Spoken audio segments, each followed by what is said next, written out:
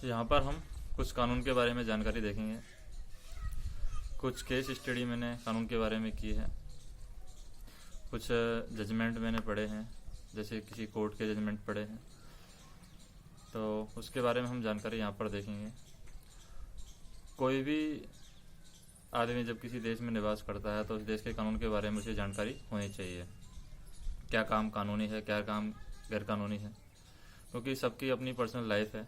लेकिन इंसान को किसी भी देश में रहने के लिए कानूनी काम करने पड़ते हैं।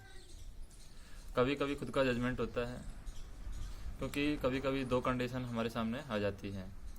एक काम गैर कानूनी होता है लेकिन नैतिक रूप से सही होता है, एक काम होता है जो नैतिक रूप से गलत होता है लेकिन कानूनी रूप से सही होता है। तो वहाँ पर अपना पर्सनल डिसीजन होता है, लेकिन हमें फिर भी कानून के बारे में जानकारी होनी चाहिए। तो वन बाय वन मैं केस यहाँ पर बताता हूँ। जैसे कि सबसे पहले होता है स्त्रीधन। स्त्रीधन क्या होता है? जो लड़की को दहेज के रूप में दिया जाता है, या फिर जो लड़की को गिफ्ट वगैरह आती हैं शादी के टाइम पर, या लड़की की जो पर्सनल कमाई होती है वो स्त्रीधन में आता है। उस पर हमेशा और हमेशा कंप्लीट लाइफ में स्त्री का ही अधिकार होता है, उस पर पुरुष अपना हक नहीं जमा सकता। तो ये कानूनी बात है। दूसरा होता है जब कोई भी कपल जैसे होटल में ठहरता है और अपनी मर्जी से रिलेशन बनाता है तो उस पर रेप केस नहीं लगाया जाता है। लेकिन आपके पास में अगर रेप केस लगता है तो उसका प्रूफ होना चाहिए कि ये आपकी मर्जी से आपके रिलेशन बने हैं, तो आप पर रेप केस नहीं लगेगा। दूसरा हम देखें कि कोई भी देश के अंदर, जैसे हमारे इंडिया के अंदर, अगर एडल्ट हैं, यानी लड़के की 18 वर्ष, लड़के की 21 वर्ष उम्र कंप्लीट हो गई है, तो उसके बाद में वो चाहे तो लिव इन रिलेशनशिप में रह सकते हैं। ये कानूनी रूप से सही है। तो ये समाज पर डिपेंड करता है, समाज इस चीज़ को अलाउ करता है नहीं करता है, लेकिन ये कानूनी रूप से सही है, गैर कानूनी नहीं है। इस पर गवर्नमेंट आपके खिलाफ कोई एक्शन नहीं ले सकती। आप मर्जी से लिव इन रिलेशनशिप में रह सकते हैं। दूसरा हम देखें हिंदू मैरिज एक्ट के अकॉर्डिंग, जैसे हिंदुओं के में जो तलाक दिया जाता है कब कब हो सकते हैं? एडल्ट्री की कंडीशन हो सकते हैं, यानी आपको अपनी पत्नी के ऊपर शक है या पत्नी को आपके ऊपर शक है, तब तलाक हो सकता है दोनों की मर्जी से। और 2 साल तक अगर आप अलग रहे हैं, किसी भी तरीके से आपका कोई रिलेशन नहीं रहा है, तो भी आप तलाक ले सकते हैं। धर्म परिवर्तन के मामले में आप तलाक ले सकते हैं। अगर असाधारण रोग है जिसका कोई इलाज नहीं हो सकता तो उसी कंडीशन में भी आप तलाक ले सकते हैं। कोई जनन रोग है तब भी आप तलाक ले सकते हैं। अगर आपको पता चलता है कि नपुंसकता है, यानी कि स्त्री बच्चे को जन्म नहीं दे सकती या पुरुष स्त्री को बच्चा नहीं दे सकता, तब भी आप तलाक ले सकते हैं। ये भी तलाक का एक रीजन हो सकता है। इंडियन पिनल कोड के अकॉर्डिंग, यानी कानूनी रूप से इंडिया के अंदर 309 आईपीसी की धारा है, उसके अकॉर्डिंग आत्महत्या करना अपराध है। आप अपनी मर्जी से अपनी जान नहीं ले सकते, ये भी एक अपराध की श्रेणी में आता है।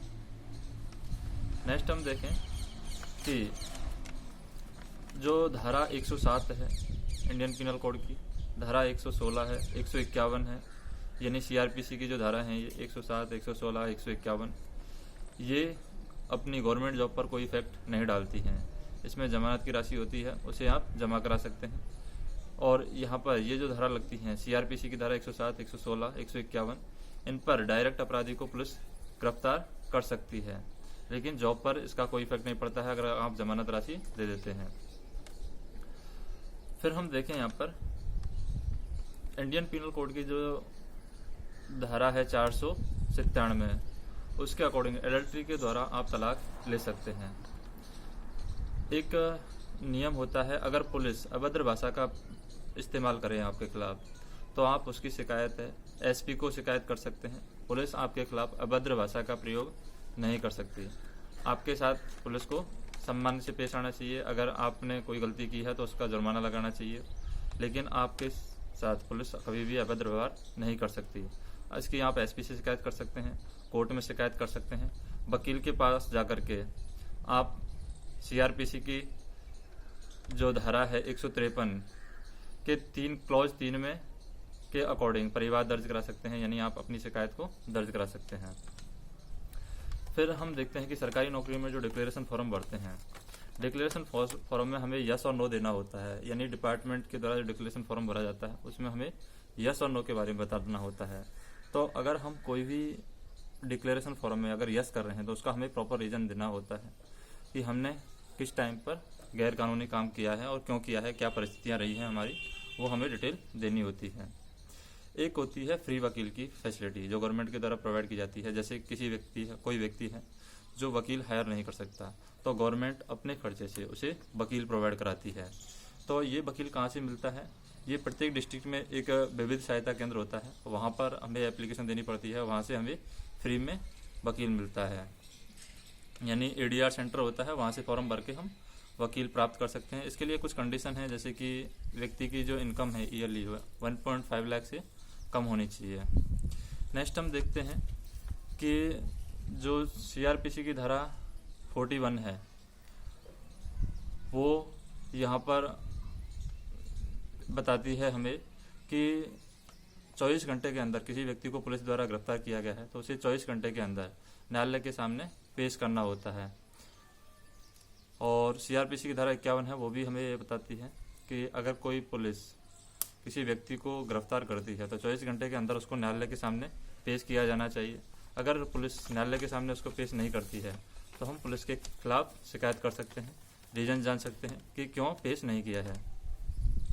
नेक्स्ट हम देखते हैं कि अगर कोई व्यक्ति किसी लड़की को शादी की बात बोल करके उसके साथ में रिलेशन बनाता है या शादी का वादा करके उसके साथ में रिलेशन बनाता है तो ये इल्लीगल है, गैर कानूनी है। अगर लड़की चाहे तो उसके ऊपर बाद में रेप केस ठोक सकती है अगर कोई व्यक्ति शादी की बात बोल करके उसके साथ में रिलेशन बनाता है। नेक्स्ट हम देखें, अगर आप कभी भी चोरी का सामान खरीदते हैं तो उसका आपके पास में बिल ज़रूर होना चाहिए। अगर आप बिना बिल के कोई भी चोरी का सामान खरीदते हैं तो आप पर इंडियन पिनल कोड की धारा जो 411 है उसके अनुसार या उसके अकॉर्डिंग 3 वर्ष की आपको जेल हो सकती है और जुर्माना भी लग सकता है। अगर आपकी पत्नी है वो घर जाकर बैठ जाती है तो धारा 9 के अनुसार, इंडियन पिनल कोड की धारा 9 है उसके अनुसार आप दाम्पत्य जीवन की पुनर्स्थापना के लिए अपील कर सकते हैं, कोर्ट में अपील कर सकते हैं ताकि आपका दाम्पत्य जीवन है वो वापस से पुनर्स्थापित हो सके। तो आपकी पत्नी अगर घर जाके बैठ जाती है तब भी आप कोर्ट में अपील कर सकते हैं। नेक्स्ट हम देखें, ट्रैफिक पुलिस अगर आपको दंड देते समय अभद्र भाषा का प्रयोग करती है या अभद्र व्यवहार करती है तो इंडियन पिनल कोड की धारा 166 के अनुसार आप उसके खिलाफ कंप्लेंट कर सकते हैं। अगर पुलिस आपको गाली देती है तो इंडियन पिनल कोड की धारा 504 है उसके अनुसार आपकी शिकायत कर सकते हैं। अगर पुलिस आपको धमकी देती है तो इंडियन पिनल कोड की धारा 506 के अनुसार आप उसकी शिकायत करा सकते हैं। और अगर पुलिस वाला आपके साथ मारपीट करता है तो आप इंडियन पिनल कोड की धारा 323 के अनुसार आप शिकायत दर्ज करा सकते हैं। दहेज प्रताड़ना में क्या होता है?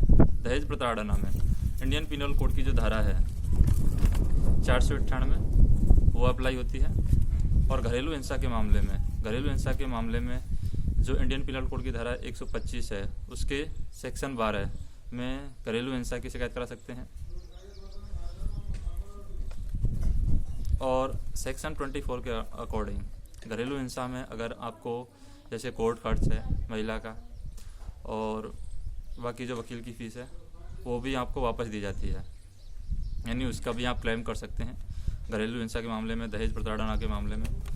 और गिरफ्तारी की अगर जमानत करनी हो, जैसे कोई व्यक्ति को पुलिस गिरफ्तार कर लेती है उसके बाद में जमानत के लिए बुलाया जाता है तो जमानत करने वाले व्यक्ति के पास में 24 घंटे के अंदर उसकी जमानत हो सकती है, पुलिस से भी हो सकती है। CRPC की धारा 167 के अनुसार अगर पुलिस उससे कुछ वसूली करना चाहे तो उसको वापस गिरफ्तारी में कर ले सकती है, यानी कोर्ट से वापस आदेश ले सकती है ताकि उसको पुलिस के पास में रखा जाए। जैसे कुछ वसूली करनी है, जैसे कुछ हथियारों के बारे में जानकारी लेनी है या कुछ अड्डों के बारे में जानकारी लेनी है तो वापस से गिरफ्तार कर सकती है या फिर कोर्ट से उस व्यक्ति की जमानत ली जा सकती है। नेक्स्ट हम देखें, भारत में अपराधी को जो दंड दिए जाते हैं वो कितने प्रकार के दंड दिए जाते हैं। जैसे इंडियन पिनल कोड की धारा 53 के अनुसार पहला जो दंड है वो सबसे बड़ा दंड है भारत में जो दिया जाता है, वो है मृत्यु दंड है। दूसरा जो दंड है भारत में, सेकंड नंबर पर जो दंड आता है वो है आजीवन कारावास, यानी आपको पूरी ज़िंदगी जेल में रहना होगा। तीसरा जो दंड है वो है कठोर कारावास, यानी इसमें आपको जेल में भी डाला जाता है और काम भी करवाया जाता है। चौथा दंड है जो भारत में दिया जाता है संपत्ति को जब्त करना, यानी आपकी जो प्रॉपर्टी है वो जब्त कर ली जाती है। पांचवा जो दंड है वो है सबसे लोएस्ट जुर्माना, यानी आपको थोड़ा बहुत जुर्माना भर के छोड़ दिया जाता है। तो इस तरीके के दंड हैं जो इंडियन पिनल कोड के अकॉर्डिंग दिए जाते हैं, यानी भारत में इस तरीके के 5 प्रकार के दंड चल रहे हैं। नेक्स्ट हम देखें, अगर पुलिस को आप शिकायत करते हैं और पुलिस उस शिकायत को झूठी मान रही है तो आप उसको रिकॉर्ड करा सकते हैं, हायर कोर्ट में रिकॉर्ड करा सकते हैं या फिर और कोर्ट में आप उसकी अपील कर सकते हैं, हायर डिपार्टमेंट में उसकी आप अपील कर सकते हैं। अगर आपको लगता है कि आपने पुलिस को शिकायत की है लेकिन पुलिस उसकी सही तरीके से जांच नहीं कर रही है, जैसे आपने किसी अपराधी की शिकायत की है और अपराधी खुले में घूम रहा है, उसके ऊपर कोई एक्शन नहीं ले रही है, पुलिस को पता है कि अपराधी यही है, फिर भी उसकी पहुंच अच्छी है तो पुलिस कोई एक्शन नहीं ले रही है, तो आप क्या कर सकते हैं, उसको आप उसकी एसपी के साथ में, यानी जो एसपी होता है वहाँ का, उसके पास में पत्र भेज सकते हैं और उसको थाने से चेंज कर सकते हैं, यानी कि आपकी शिकायत को दूसरे थाने में ले सकते हैं, वहाँ से आप शिकायत को दर्ज करा सकते हैं। अब हम देखते हैं कि जमानत कौन दे सकता है, इसके बारे में बताएं। तो जमानत कोई भी दे सकता है। जमानत के लिए क्या होना चाहिए, एक तो रजिस्टर्ड आपके पास में डॉक्यूमेंट्स होना चाहिए, और कितने की जमानत है उससे हायर कॉस्ट की आपके पास में वो रजिस्टर्ड डॉक्यूमेंट्स होना चाहिए, जैसे कि कोई आईडी प्रूफ, फोटो वाला आईडी प्रूफ हो सकता है, गाड़ी की आरसी हो सकती है, कोई ज़मीन के कागज़ हो सकते हैं, उससे जमानत दी जा सकती है। फिर हम देखें एफआईआर जब भी हम लिखते हैं तो एफआईआर लिखते समय हमें 3 चीज़ों का ध्यान रखना होता है। एक तो डेट, किस तारीख को घटना घटी है, समय कब घटी है, प्लेस कहाँ पर घटी है, इसको हम अब एफआईआर में ज़रूर मेंशन करते हैं। अगर हमें पता नहीं है कि किसने ये घटना की है तो हम अज्ञात के नाम से एफआईआर दर्ज करा सकते हैं। हम देखते हैं अगला कंडीशन ये है कि क्या पुलिस अपने थाने पर जमानत कर सकती है। तो सीआरपीसी की धारा जो 436 है उसके अनुसार पुलिस के पास ये पावर है कि वो थाने में भी किसी व्यक्ति की जमानत कर सकती है। तो जब व्यक्ति की जमानत करती है थाने में तो उसमें इंडियन पिनल कोड की जो धारा है 325, 336, 335, 337, 338 और 341, ये धारा अगर पुलिस लगाती है तो इनमें पुलिस तुरंत थाने से जमानत दे सकती है। इतना पुलिस के पास में पावर होता है। अगर कोई व्यक्ति आपको जान से मारने की धमकी देता है तो धारा 506 के अनुसार 2 साल की सज़ा हो सकती है। अगर कोई गाली गलौज करता है तो धारा 504 के अनुसार, इंडियन पिनल कोड की धारा 504 के अनुसार 2 वर्ष की सज़ा हो सकती है और कुछ जुर्माना भी लग सकता है। और इसकी शिकायत, अगर कोई आपको जान से मारने की धमकी देता है या कोई गाली गलौज करता है तो इसकी शिकायत आप डायरेक्ट नहीं कर सकते। इसकी शिकायत आपको कोर्ट में वकील हायर करके शिकायत करनी होती है। अगर एक कंडीशन होती है कि ऑन ड्यूटी अगर पुलिस वाला अपनी ड्यूटी कर रहा है, ऑन ड्यूटी पर है कोई पुलिस वाला और आप उसकी रिकॉर्डिंग करना चाहते हैं तो क्या आप उसकी रिकॉर्डिंग कर सकते हैं और वो रिकॉर्डिंग कोर्ट में अलाउ होगी प्रूफ के तौर पर या नहीं होगी। तो ये सही है, कानूनी रूप से सही है कि आप कोई भी किसी भी पुलिस वाला या कोई भी पदाधिकारी, कोई भी गवर्नमेंट सर्वेंट हो, अगर वो अपना पद का मिसयूज कर रहा है तो आप उसकी लीगली रिकॉर्डिंग कर सकते हैं और वो इलेक्ट्रॉनिक्स साक्ष्य के रूप में, यानी इलेक्ट्रॉनिक्स प्रूफ के रूप में कोर्ट में एक्सेप्टेबल है। कोर्ट उसकी जांच करता है कि रिकॉर्डिंग ओरिजिनल है या एडिटिंग की हुई है। अगर वो ओरिजिनल पाई जाती है तो उसको प्रूफ के तौर पर माना जाता है। कोई भी गवर्नमेंट एम्प्लॉय हो तो प्रोबेशन ऑफेंडर एक्ट के अकॉर्डिंग, यानी 1998 का प्रोबेशन ऑफेंडर एक्ट है, उसकी धारा 4 के अनुसार सदाचार के लिए वो लाभ ले सकता है। यानी कि उस पर कोई केस लगता है तो उसके अकॉर्डिंग वो उसका लाभ ले सकता है, यानी उसकी नौकरी पर उसकी कोई प्रॉब्लम नहीं होगी। अगर कोई गवर्नमेंट सर्वेंट पर कोई केस करता है तो वो अपने वकील से कहकर प्रोबेशन ऑफेंडर एक्ट 1998 की धारा 4 का भला वो लाभ ले सकता है, जिससे उसकी नौकरी के प्रमोशन पर या उसकी नौकरी पर कोई इफेक्ट नहीं पड़ेगा। तो अपने वकील से कहकर इस चीज़ का वो अपना लाभ ले सकता है। नेक्स्ट हम देखें कि कोई भी पुलिस है जब तक उसको ऑर्डर कोर्ट के द्वारा नहीं दिया जाता है अपराधी के साथ में मारपीट नहीं कर सकती। तो इंडियन सीआरपीसी की धारा 46 के अनुसार वो पकड़ने के लिए कर सकती है। अगर कोई अपराधी पकड़ में नहीं आ रहा है तो उसके लिए वो अपना दाव पेच खेल सकती है। उसको पकड़ने की कोशिश करने के लिए मारपीट कर सकती है, लेकिन अगर एक बार कब्जे में आ जाता है तो सीआरपीसी की धारा 49 के अनुसार उसके साथ मारपीट नहीं कर सकती एक बार कब्जे में आने के बाद में। अगर पुलिस कोई केस आपने पुलिस के सामने रखा है और उस पर कोई धारा लग रही है, आप जानते हैं कि इस पर यह धारा लगनी चाहिए, जैसे रेप के लिए अलग धारा लगती है, चोरी के लिए अलग धारा लगती है, तो उसमें वो पुलिस वो धारा नहीं लगा रही है, कोई और धारा लगा करके उस पर कम जमानत राशि लगा रही है या फिर ज़्यादा बड़ी धारा लगा रही है, तो सीआरपीसी की धारा 216 के अनुसार आप प्रार्थना पत्र दे करके उसमें और धारा जुड़वा सकते हैं, और अगर गलत धारा लगाई है तो धारा हटवा भी सकते हैं। अगर आप किसी व्यक्ति का नाम और पता नहीं बताते हैं या फिर पुलिस आपसे पूछती है आपका नाम और पता, आपके ऊपर पुलिस को शक है और आप अगर नहीं बताते हैं तो पुलिस आपको गिरफ्तार कर सकती है। लेकिन अगर आप अपना नाम और पता बता देते हैं और किसी और की उपस्थिति में कोई अपराध आपने किया है तो पुलिस आपको छोड़ भी सकती है। एफआईआर में से अगर पुलिस का जानकार है और एफआईआर में से उसका नाम निकाल देती है तो आप सीआरपीसी की धारा 319 के अनुसार प्रार्थना पत्र देकर उस व्यक्ति का नाम वापस से जुड़वा सकते हैं। अगर आप यहाँ पर हम देखें सुप्रीम कोर्ट के जजमेंट के अकॉर्डिंग इंडिया के अंदर लिव इन रिलेशनशिप में रहना एक कानूनी रूप से सही है, लेकिन कहीं कहीं जगह पर समाज में गलत नज़र से देखा जाता है, लेकिन कानूनी रूप से ये बात सही है कि आप लिव इन रिलेशनशिप में कोई भी एक लड़का और लड़की लिव इन रिलेशनशिप में रह सकता है। अगर आप पुलिस की शिकायत करते हैं तो कब कब कर सकते हैं पुलिस की शिकायत? अगर आपको गंभीर रूप से चोट लगी है, इलीगल रूप से आपको गिरफ्तार किया गया है, तो इंडियन पिनल कोड की धारा 99 के अनुसार प्राइवेट डिफेंस में वार कर सकते हैं, यानी प्राइवेट डिफेंस में आप कभी भी वार कर सकते हैं, पुलिस के ऊपर भी वार कर सकते हैं। अगर आपको लगता है कि आप मर जाएंगे या फिर पुलिस आपको पीट रही है और आपको ऐसी आशंका है कि इससे आपको बहुत ज़्यादा गंभीर चोट लग जाएगी, आपकी मौत होने की संभावना है, तो उस टाइम पर आप पलटकर पुलिस पर भी वार कर सकते हैं। अगर पुलिस की दादागिरी की शिकायत करनी है, आपको किसी भी कर्मचारी की शिकायत करनी है, तो उसके अनुसार आपको लगता है कि शरीर को नुकसान होगा या आपको नुकसान हुआ है उस व्यक्ति की वजह से, इलीगल रूप से आपको नुकसान हुआ है, तो उसकी भी आप शिकायत कर सकते हैं।